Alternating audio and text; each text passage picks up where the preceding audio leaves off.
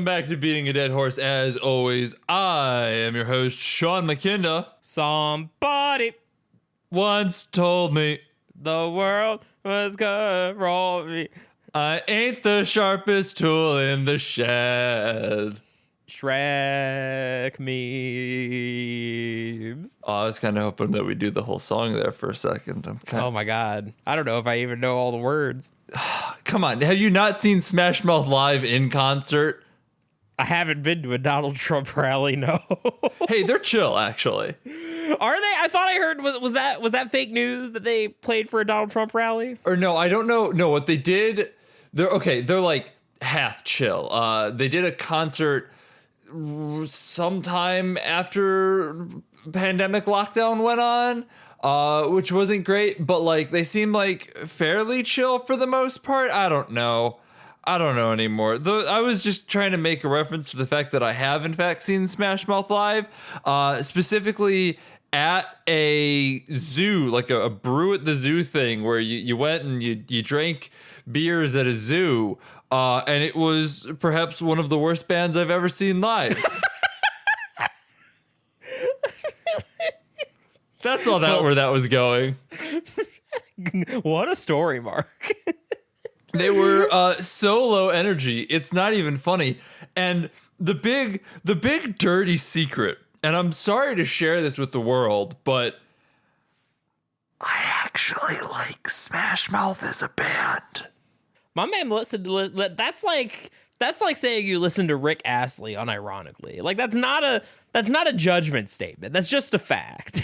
It's a deep shame, which is why I definitely whispered it to the world instead of said it proudly. If it's a bit you must commit, say it loud, say it proud. Which actually, that's a fun thing that you just mentioned there, because I actually want to talk a little bit about bits and committing to them with our movie of the week. That's right, we're talking about Shrek 2, the second Shrek movie, not the first one. Neither of us have seen the first one in 8 years, give or take. It's funny how I think of myself as having recently watched that, even though we were still living in our college house. Yeah, it's been a bit now at this point. It's minimum 6, probably closer to 8, somewhere in that vicinity. Damn, we old. We ancient. So we watched Shrek 2 because this is the second highest grossing summer blockbuster of the 2000s. We skipped the first one because we've already talked about the first highest grossing summer blockbuster of the 2000s. It was Batman the Dark Knight. And if you want to hear Jackson talk about that, go listen to our episode back then. It's that one is all him. It's one of his favorite movies. You can shame him for that. He says that loud and proud, whereas I hide the fact that I like Smash Mouth. I say that loud and proud because that's a damn good movie. I did fight you on that, and I will continue to do so. Yes, you did. Yes, you will. We're not here to relitigate that one. There's a couple of movies that we just cannot continue to relitigate, and that is one of them. We have a fairly unified taste, but there are a couple key point differences between them. That is one of them. So we already did that. Also, for all you smart asses, asking why aren't we doing Avatar or Titanic? Because those came out in the winter. They're not summer blockbusters, so fuck off. I would just like to point out, I interjected with an editor's note last week, but I made a Bill and Ted reference at the beginning of our Phantom Menace episode. And I would just like to point out that the first Bill and Ted came out in 1989, which technically was an 80s movie, but did set the stage for the 90s. And the second one did come out in 1991. So, I mean, technically, it's a 90s movie. The first one's what people remember. You're still technically wrong. I looked it up too. But I'm technically right, and that's what matters. We gotta talk about Shrek 2 here. We're beating around the bush real hard, aren't we? Well, first, if you are unfamiliar with what Shrek 2 is, by some fucking chance, it picks up where Shrek 1 leaves off almost immediately, actually, which is somewhat unusual. But spoilers for Shrek 1, I suppose? These movies are a fucking meme. Nobody cares. Spoilers for Shrek 1. Shrek and Fiona get married and they're happily ogres. But now they have to go meet Fiona's parents? Hijinks ensue. That's Shrek 2. Jackson, talk about Shrek 2. Shrek 2. I imagine the question on anyone's minds, because of course Shrek has survived on the breath of culture as a meme, mostly. Several different memes. A very powerful meme. A reoccurring meme. But a meme nonetheless.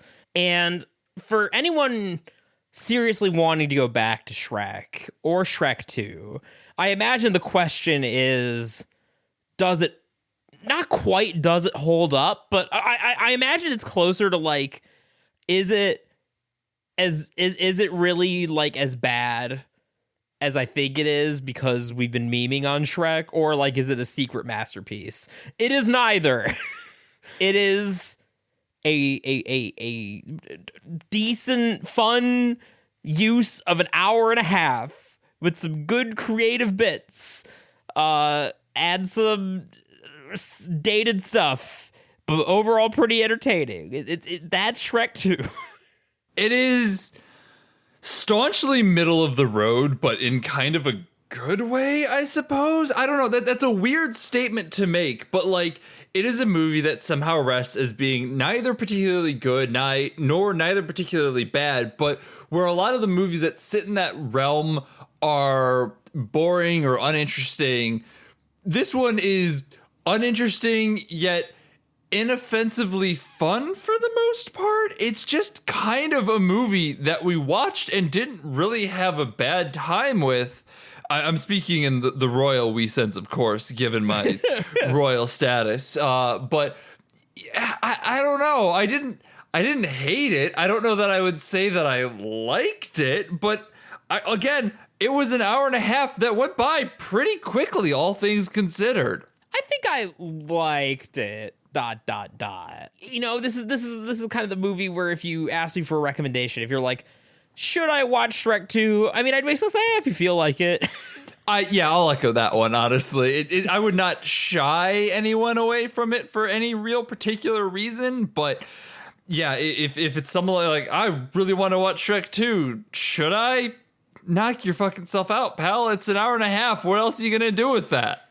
All right, so I do have some nice things to say. Some genuine praise for Shrek 2, because for a hot minute, like, I was wondering, is Shrek 2 gonna be secretly based and secretly a masterpiece?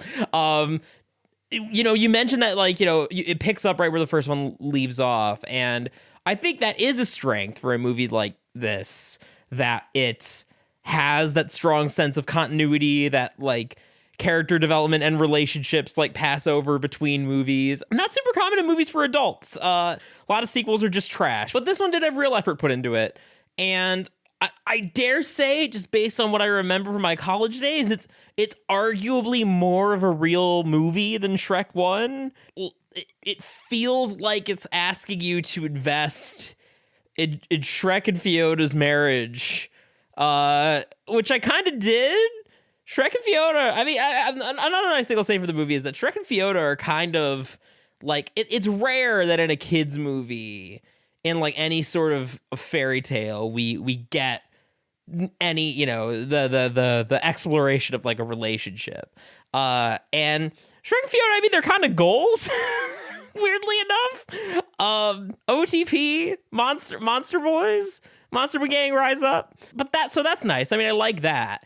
And I think that for me, like, there's some fun fish out of water comedy, some weird, but not like cringy or inappropriate. I think like race allegory. That's kind of what I mean when I say, like, it going to be secretly based. Like, is it secretly going to be super subversive?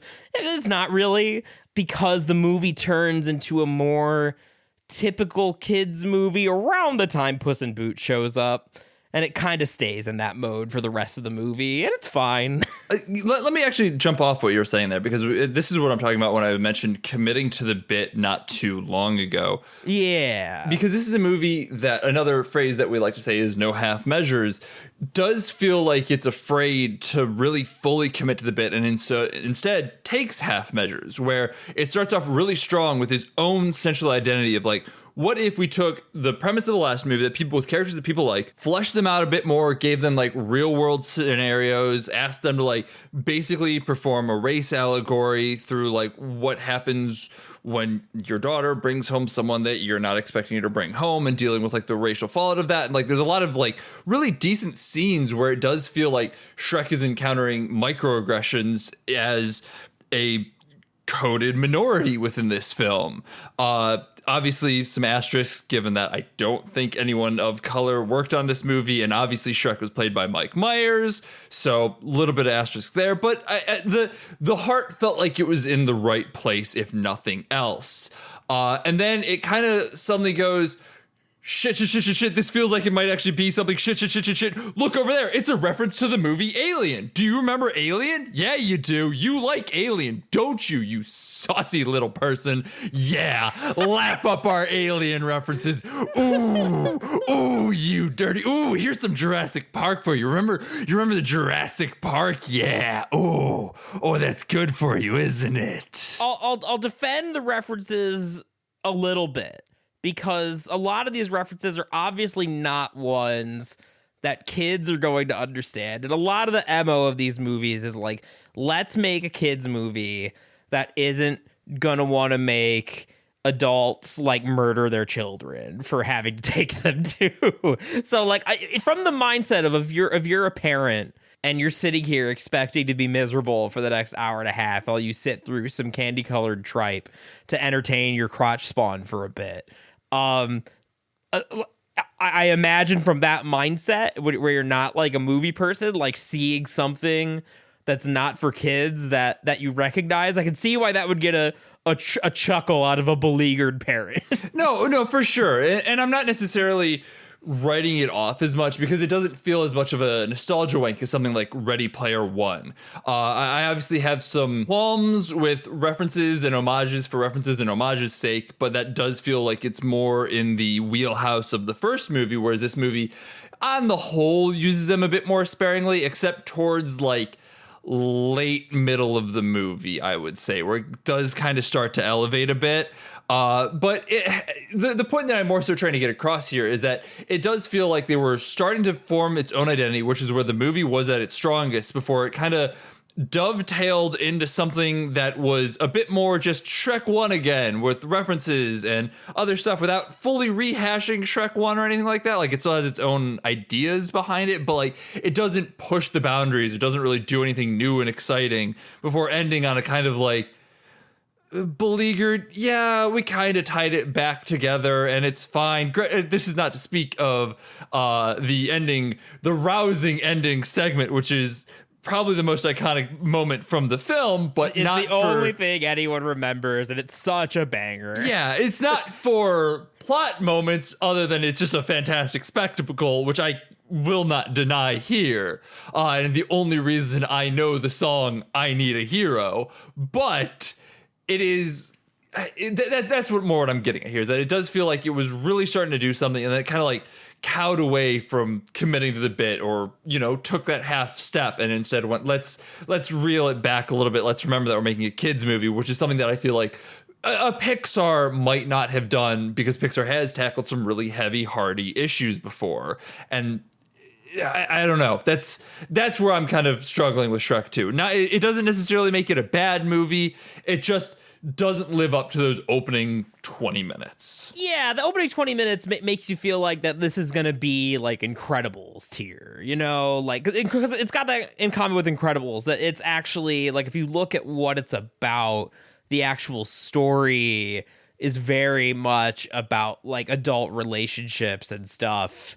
And that's cool. Incredibles just committed to that bit quite a bit more. Yeah. Which is why it stands out so strong. Is one of my favorite movies. I fucking love The Incredibles so goddamn much. And Shrek 2, I think, is kind of unfortunately condemned to wallow, because as it does start to form its own identity, it goes, well, hang on a second, is this still Shrek? No, we have to go make a reference to E.T. here at the end. And don't forget Mission Impossible. We need some Mission Impossible in here.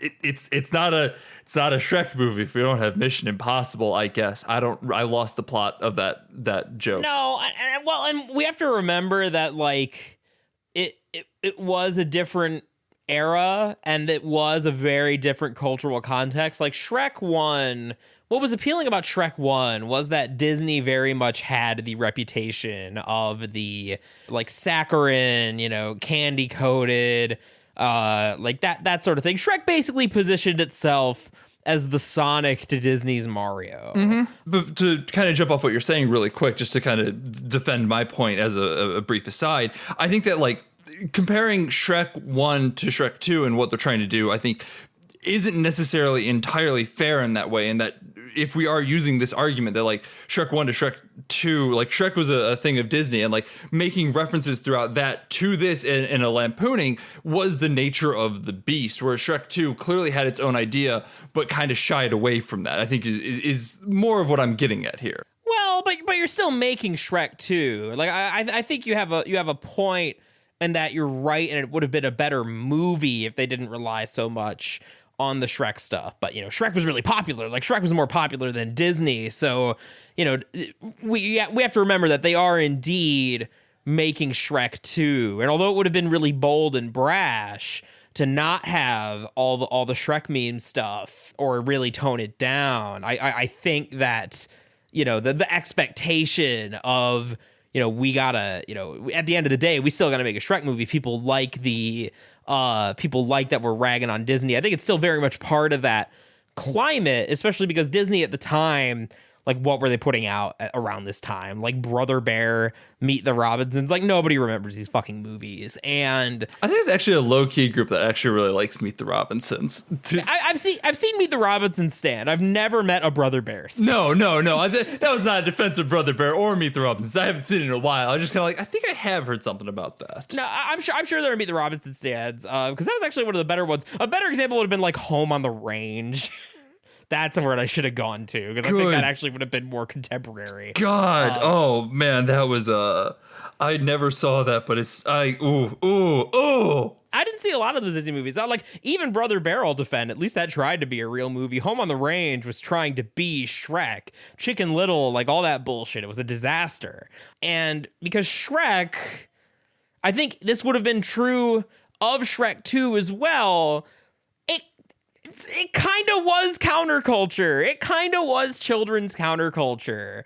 And I think it does stand up on that even without all of these references. I think Far, Far Away works as a solid counterculture piece without diving so deep into foregoing the central thrust that was making that opening so compelling. I think that like there is still a lot of room for this counterculture, counter-consumerism throughout the film without foregoing that initial thing. Like this isn't even necessarily me harping on, like I'm clearly using the references as an easy handhold for this, but I don't necessarily think that the references are the problem. I think it is the fact that they have foregone the interesting central thrust for these references, which are exquisitely Shrek.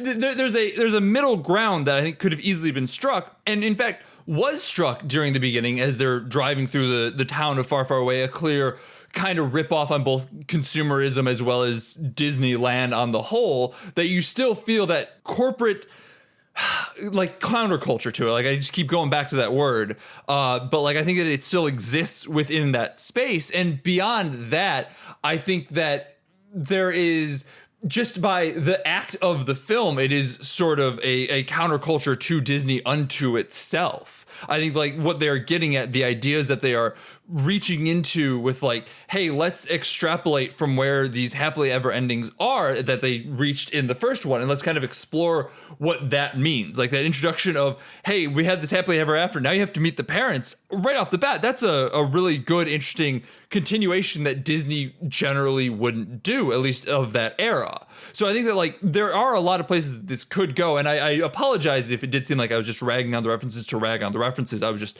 looking for an easy foothold and trying to make a goofy joke in the process, which I suppose weakened my argument. No, but like I see what you're saying, and like what you're saying is definitely would have made this a stronger movie. And I think you're right that there's a version of Shrek 2 that is still very comfortably a sequel to Shrek and has all the things about Shrek 1 that people liked, while still kind of being, edgy and subversive. I think you're completely right. I'm just saying, given the environment and given, what a surprise success Shrek 1 was. Because remember, Shrek 1 was a fucking nightmare production. It was like, they had Chris Farley and then he died, and then they brought in Mike Myers, and he recorded all his lines, and then went to the director and said he wanted to do everything in a Scottish accent instead, and they like ripped their hair out and let him do it anyway. And like Shrek 1 was a nightmare production. So I'm also not... just Katzenberg in general. Just Jeffrey Katzenberg. yeah.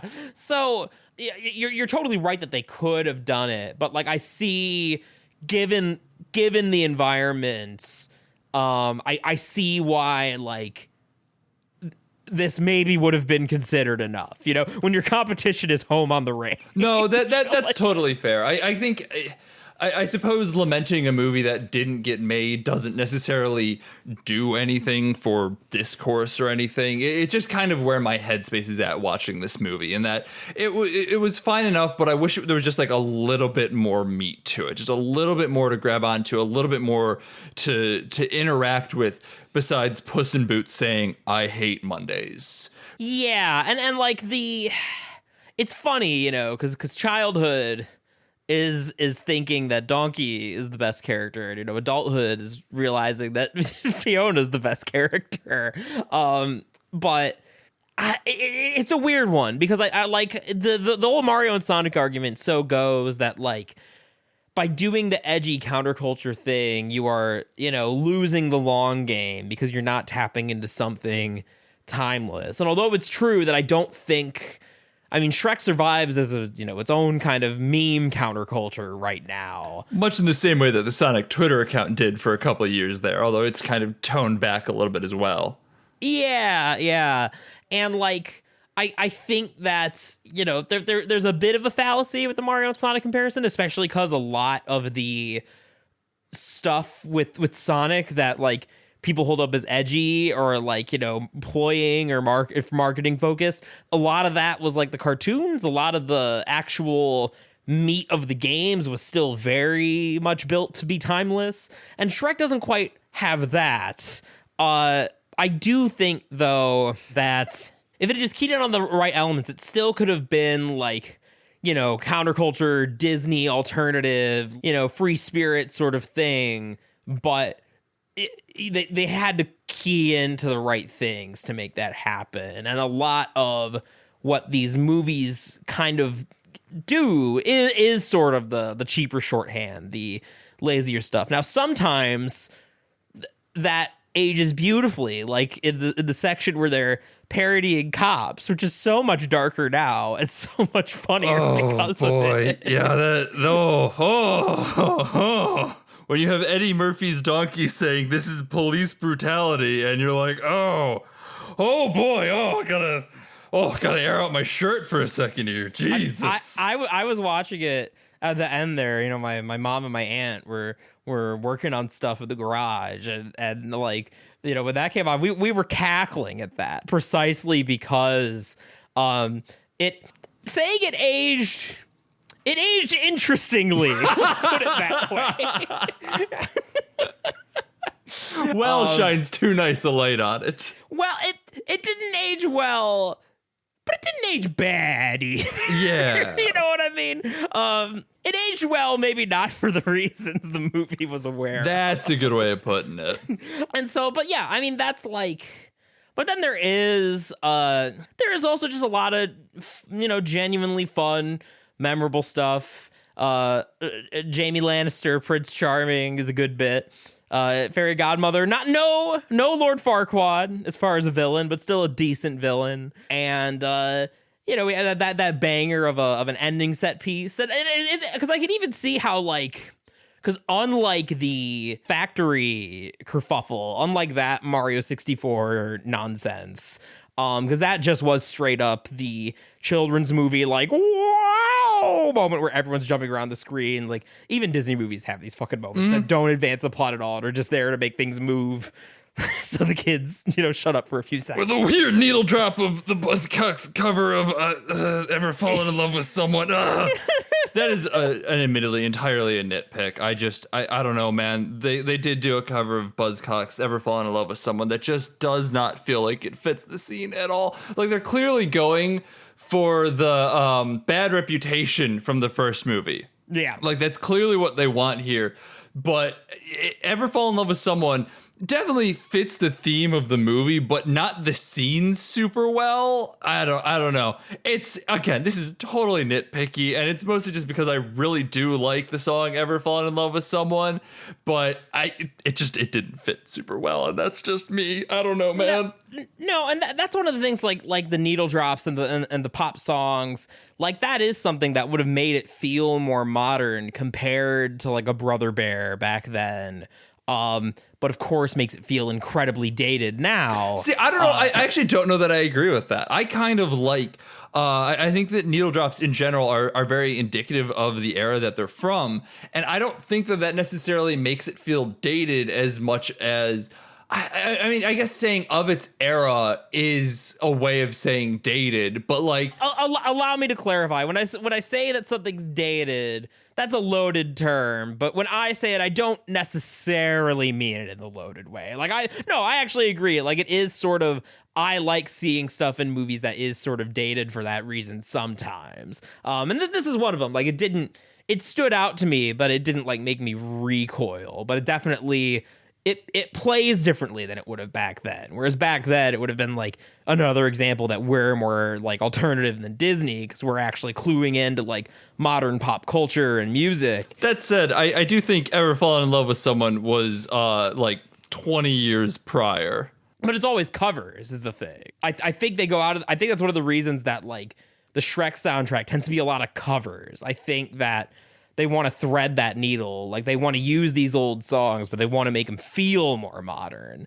I apologize. I do just have to dive into Ever Fallen in Love because that was actually essentially a pop punk song that doesn't sound too different from the cover. Like I don't think it would have sounded out of place as it were from the Buzzcocks. Like I apologize. I realize this is like entirely not the point that you are making. But it's just enough that I'm like, I can't let it go. I can't let it go. I have to talk about it. Well, because when did Shrek 1 come out? Because you do want to maintain parody with Shrek 1. That was like 2001, I think. That was still like borderline the 90s. 2001, so like yeah. Oh, wait, hang on. Ignore that. Don't worry about it. I was going to make an argument, and then I realized that it was not in favor for me. So just move past it. I certainly wasn't about to say then you admit that was close enough to the 90s to let Bill and Ted be a 90s movie. And then I realized that it's the inversion of what you just said. So don't worry about it. That's not what I was going to say. I thought you were going to talk about whether or not Shrek did 9/11. Not even a little bit. Oh, boy. Did Shrek come out before 9/11? I think it did. I think so. We cannot explain what that means here. Oh, my God. We cannot, but I'm dropping that hot, juicy in-jokes on the podcast. You need a few of those, a few inscrutable in-jokes. Oh boy, we've just alienated most of our audience. Good work. If most of our audience is still here after all my Metal Gear references, they'll put up with it. That's fair. That is fair. What the fuck were we talking about? I mean, speaking of dumb references. Yes. I mean, we can transition there. Do you want to? All right. I don't know that we're really going to have a spoiler section for this. Yeah, let's just call it. We're at the half-hour mark. I mean, the most famous thing about this movie is the ending. Shrek's a meme movie. You know whether you're going to want to rewatch it or not. If you're a parent, it's still a decent thing to throw on for your crotch spawn. So if you're enjoying the podcast, follow us on Twitter at BADH_cast, Patreon, patreon.com/BADHcast. We'll have a bonus episode going out tomorrow from the day that you're listening to this. Go check it out. Next week, we're going to be talking about both Jurassic Park and Jurassic World, right? That's the 2010 ones? Yes. Yep. We're going back essentially to the thing that started all of this unnecessary sequel/remakes. Hell yes. Hell yes. And yeah, so we are technically doing the highest grossing ever blockbuster of the 90s, which was Jurassic Park and not The Phantom Menace, but doing those each on their own weeks would have made me lose my fucking mind because they're basically the same movie. So here we are. Let's get into spoilers. Let's get into spoilers. Heavy quotes on that. This is mostly just an intermission thing, just to add that. Honest to God, this podcast might be over in 10 minutes anyway, so we'll see what fucking happens. Buy my book. It's called Kelly is Unbreakable, Amazon. References. You do something you wanted to say about them? No, that was just a nice stretch out. I mean, I don't have that much to say about the references other than like, yeah, that was definitely, you would not find a lot of people, the backlash against the references had not sprouted up yet. I don't know exactly when that came about, but there was a long time there where, I mean, especially internet humor, I mean, there's still a decent amount of just like references, but you know, now there's a much bigger backlash to it, and it's especially in like big budget Hollywood movies like this. I honestly would be willing to put at least a good chunk of the blame on Ready Player One. Like, not necessarily all of it, but I think that it is kind of like the linchpin of the past couple of years that have really driven that home. Like, I think that there was definitely a growing sickness around it, a tiredness of seeing references as humor. But like, I would argue that Ready Player One is really what like drove home for everyone that Ready Player One thing. Well, it's interesting because I think I agree, but you know, Ready Player One used to not be as divisive, shall we say, as it is now. It was, you know, genuinely popular for a while because it's older than people think. The book. Yeah, the book was like 2010, I think, somewhere in that range, 2010, 2012. Yeah, which would have been very comfortably of the culture. I think that it getting dredged up by Ernie Klein's successive books that were basically just Ready Player One again, and then Ready Player One again. You mean Ready Player Two, literally? Ready Player Two, literally. I don't know why he bothered with Armada. He should have just, you know, cut to the chase and cashed in. But Armada was so fucking bad. That's the worst book I've ever read in my entire life. Yeah, but so Ready Player One's interesting that like it came out, the original book, at a time when that was not only acceptable but a desired trait, but like because it ended up getting dredged back up in the discourse, it kind of became, and very much is, the crowning example for why that it's not even really humor in Ready Player One. I mean, that's the thing, is reference humor isn't really humor. It's literally just pointing at things and going, I recognize that, and I feel good for recognizing that, I suppose. I mean, this is entirely from my own personal experience, but I did like that type of reference thing because it did make me feel good to point at and go, I get that, that's a reference to Alien, or I get that, that's a reference to They Might Be Giants type of thing. And that last one was a thing that I did with Ready Player One, and it made me feel good for picking up on it. Like, hey, that was kind of a cool thing. And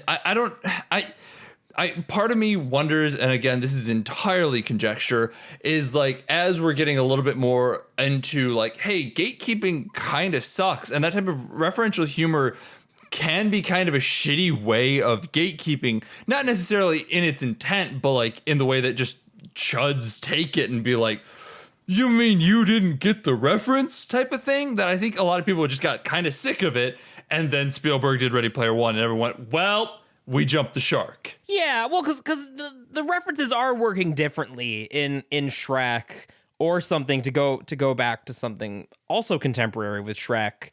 Conker's Bad Fur Day did this too, and that game is even more inscrutable than Shrek because.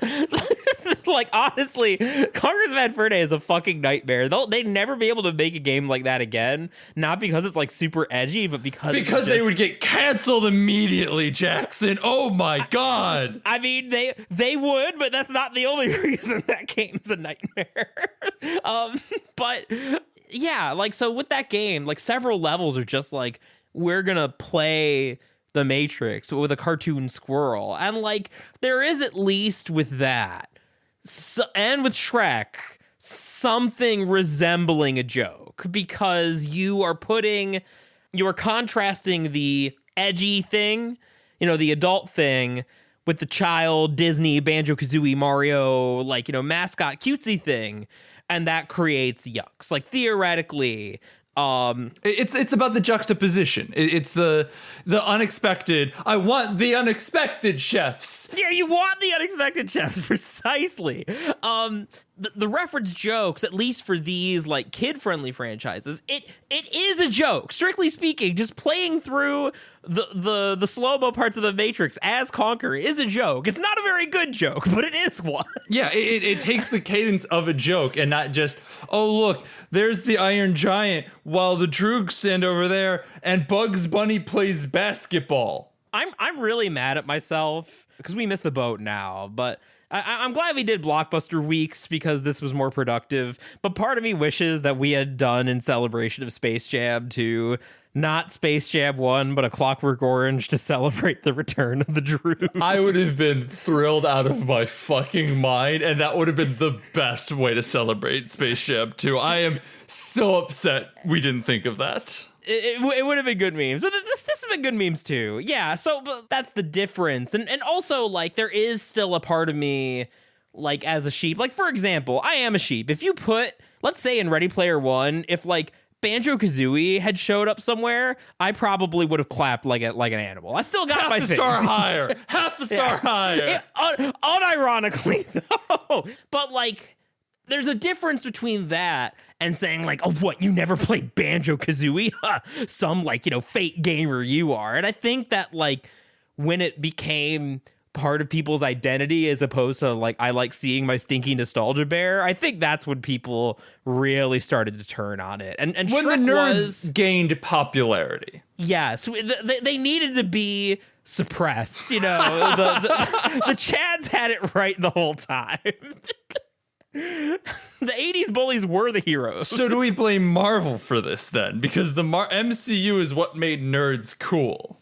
It was a slow process because it was like, everybody liked Star Wars, everybody liked Lord of the Rings, everybody liked Harry Potter. It was a slow normalization. I don't know if we can, as much as I would love to 100% blame Marvel, I mean, you would have to blame, the Christopher Nolan movies, you have to blame Batman. All right, Jackson, we're on the internet. This is a podcast. We are supposed to be staunch reactionaries and only say absolute definitive things here.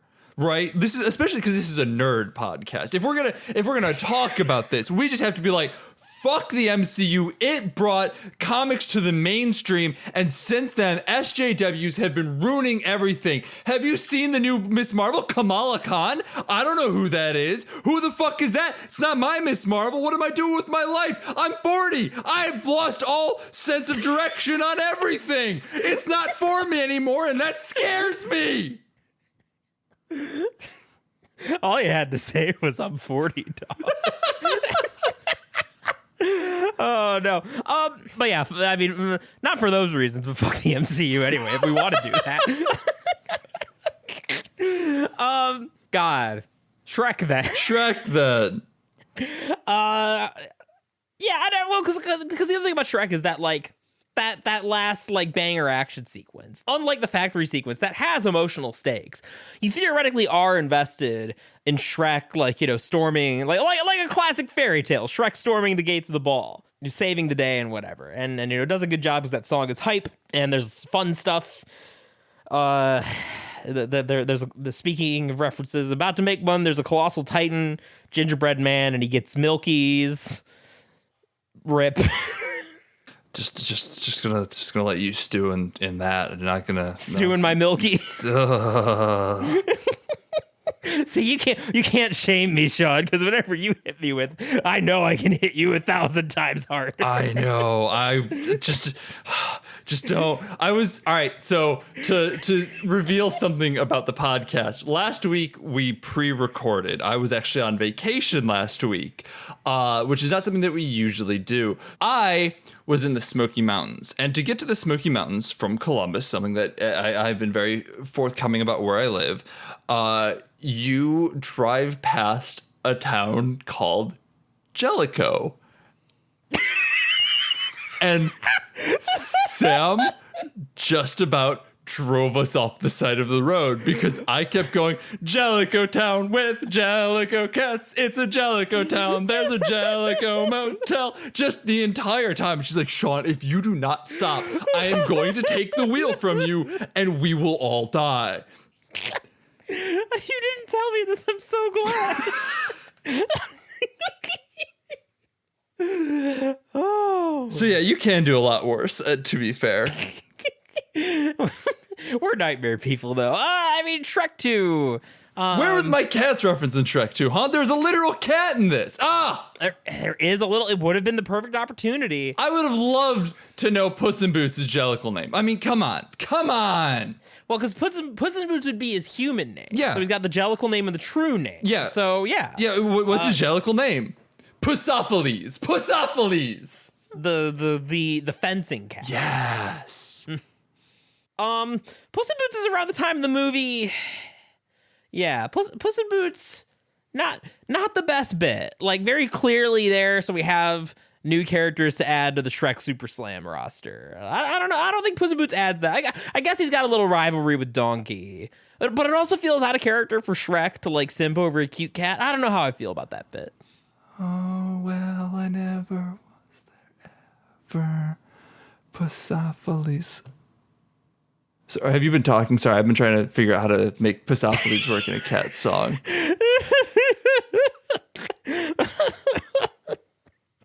I think like Mr. Mistopheles is probably the easiest, like Mr. Mistopheles, but I think Pussophiles. Oh, I just took Oh, that's all I did. Mistophilus? But I don't want, like, he needs to have his own name. It can't, like, because, like, obviously, you know, the Gumby Cat and Mistopheles are two, like, different identities, right? Like, Rumpelteazer, Mungo Jerry, all these cats have their own unique names, but, like, Pussopheles is just Mistopheles with Puss in front of it.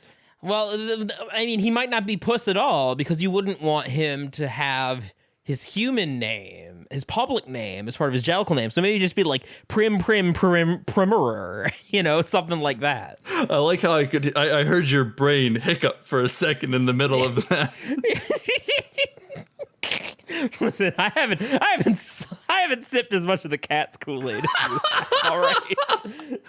I've imbibed a bit, but you drank the whole gallon, my friend. Oh boy, I really, really have. I've seen that movie like 4 times. Oh, what is wrong with me? Was there ever a sadder sight than our friend on his first post-pandemic gathering, you know, to be watching Cats, all the rest of us are screaming, and he's just sitting there in stunned silence?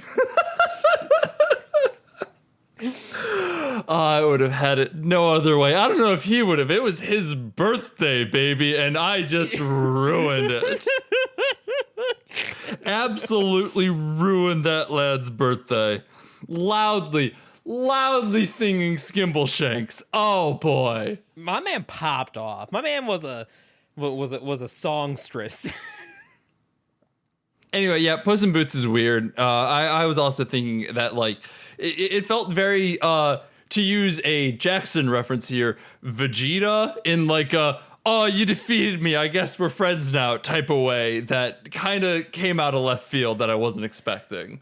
Yeah, like I was expecting more of a, like, it's a decent bit. I like that the king hires a hit on Shrek. That made me giggle. Yeah. That in and of itself is a better bit than Puss in Boots. It's still a good bit that you know, his ogre killer is this, you know, tabby cat. What's less of a good bit is like when he does it and then Shrek just kind of picks him up by his scruff and then they're like best friends. It wasn't even really a battle. No, like, all the money went to the potion factory scene instead. I don't know. Yeah, this feels weird to harp on, and I think that you can kind of feel that from both of us, honestly. Like, what the fuck do we say about Shrek at this point? Puss in Boots is S tier and Shrek Super Slam, I believe. I, honest to God, cannot tell if this is a bit. It's not. I actually don't know if he's S tier. That feels right. Shrek and Donkey are bottom tier, and that upsets me. I think Red Riding Hood's the best character of the game, which sucks because she's not even a real character. She's here for like 3 seconds in the movies. They just put her in. She's a fairy tale. Oh boy, we're just showing our whole asses this episode, huh? Yeah, there is a Shrek fighting game called Shrek Super Slam. It does have a competitive scene that only exists because people memed it into existence. We didn't play that one, right? We played the Shrek board game. We played, the board game. Oh my God. All right, listen, if we want to talk about Shrek stories, we're padding the podcast. I'm sorry. There was a video game store near where we were living in college, and we went there, and like, it was a cool store. The people who worked there were pretty rad. I like that store. I miss those guys. Damn. Yeah. I won Uncharted 4 from store credit and Smash tournaments there. Hell yeah. But we went, this is the first time that we had ever gone. And we went in to try and find the worst games that we could come up with because it was like the end-ish of senior year or something. I don't remember the exact reason. But we're like, let's just have this big blowout. We're just going to play some terrible games and have a good time. And at the time, Jackson didn't drink. Neither of us do any drugs. So we walked in, we're talking to this guy, and they're like, so yeah, you getting like real high and drunk and playing this shit? And we both just kind of like stopped, and we're just like, ha ha ha, because we couldn't decide whether it was more shameful to say yes and lie or admit that neither of us were interested in that, and we're gonna go play the Shrek Mario Party clone stone cold sober at 1 o'clock on a Friday afternoon. What is the worst option? Definitely lying. You just gotta look them dead in the eye and say that you're gonna be stone cold sober like a Chad. It's all about presentation. I really think that like if I think both of us were a little taken aback by the question. I think if we had our bearings about us, we'd been like, no man, we're fucking just going hard on this. But I know I was taken aback. I think I back then was not equipped to answer that question like a Chad. I think I'm equipped to do that now, but I also drink now. That's fair. So it wouldn't happen. We would be drinking if we played it now. Speaking of, when are you coming over to play Balan Wonderworld? Oh God, I mean, I gotta check my schedule. I'm dog sitting pretty soon, but after that, I'm good anytime, baby. Hell yeah! This is irrelevant to Shrek now. Do we have anything else that we want to say about Shrek? No, I mean, we said our piece about, we had our little discussion about Shrek's place in the culture. We pointed out the things that are kind of neat about Shrek 2, but it's not like a secret masterpiece or anything. It's still a decent time. If you want to revisit it, sure, why not? If you want to put it in front of the kids, sure, why not? You could do worse, all things considered. It's fine, and it is, to be fair, as a final note, weirdly fitting of blockbuster weeks, given that it encompasses every blockbuster ever. Hey-oh. It's the Avengers of blockbusters. Oh, I didn't like that. I didn't like that at all. I don't know why that really upset me. I think because that was like a meta reference on a meta reference, and like that was just too much. You know, my power grows every day. My powers have doubled since we last met, Count. Star Wars Episode 3 begins with Anakin Skywalker bragging about his fucking power level like a DBZ villain. I want to remind everyone of this. I mean, you can remind everyone of that in like 3 weeks when we talk about Star Wars Episode 3. Oh no, did I reveal some things about our upcoming plans? Yeah, because, I mean, Blockbuster Weeks is almost over. It is. We've got one more, and then we're going to start digging it. We are, as we have been ostensibly for the last year, coming up on a closing point for the podcast, which feels like a great time to shoot ourselves in the foot by defending movies that no one likes. So there are a decent number of prequel sims these days. The millennials have grown up, so people's nostalgia goggles are fully strapped. Hell yeah. All right, let's wrap this shit up. This is not about Shrek anymore. This is about nothing. This is fucking garbage. Just dump it, pitch the whole thing. I've been Sean McKinda. Find me on Twitter at Sean_McKinda. I've been Jackson Keller. You can find me at your local Shrek Super Slam scene. I'm thinking about maining Pinocchio these days. You know, I'm really gonna go pro at the next at the next Apex. So look forward to that. Follow the podcast at BADH_cast. We mostly tweet about updates about things that are going on with the show, episodes we might skip, bonus episodes when they come out. We'll also be tweeting about Jackson's current stats in Shrek Super Slam, so keep an eye on that. We'll be updating it daily with his KDs and win-loss ratios, so watch those stats. I'm feeling good things. I think he's finally going to hit that Plat 1 scene this year. I really wanted to be the guy that pushed Donkey's meta, to its highest capacity, but I just can't work. He's just not a functional character, guys. I'm sorry. It's never going to happen. Honestly, it's that down B that just does not have the range on the hurt box. Like the hit box for Donkey is generally pretty good, especially because the tail doesn't actually have that box, which adds a little bit of extra wiggle room for it. But I mean, that down B is just rough.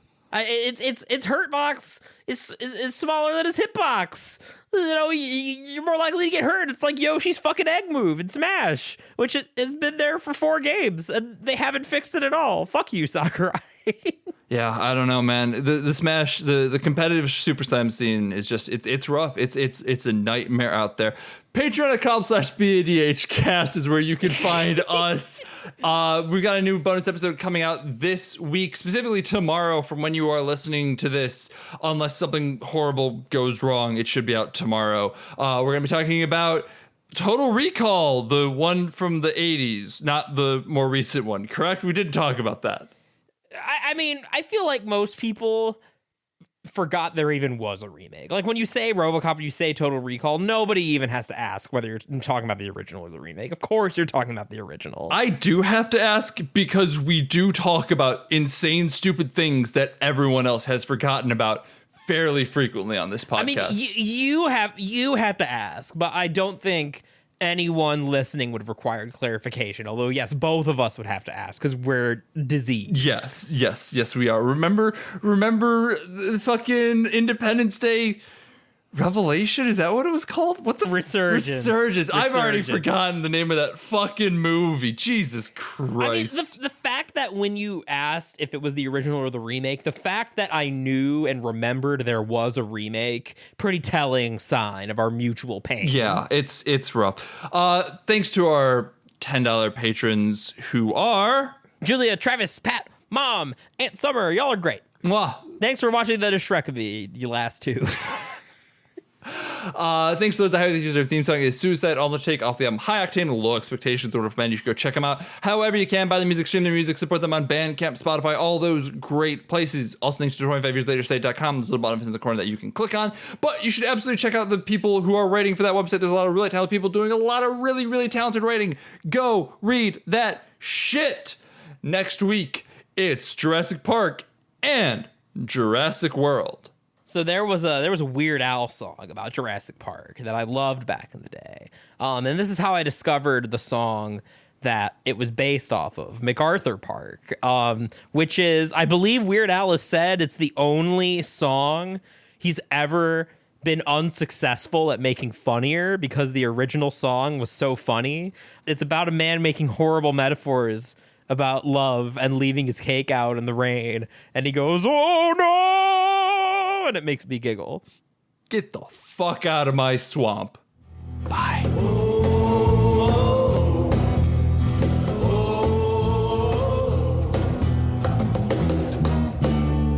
Don't you go into the ground. Don't you go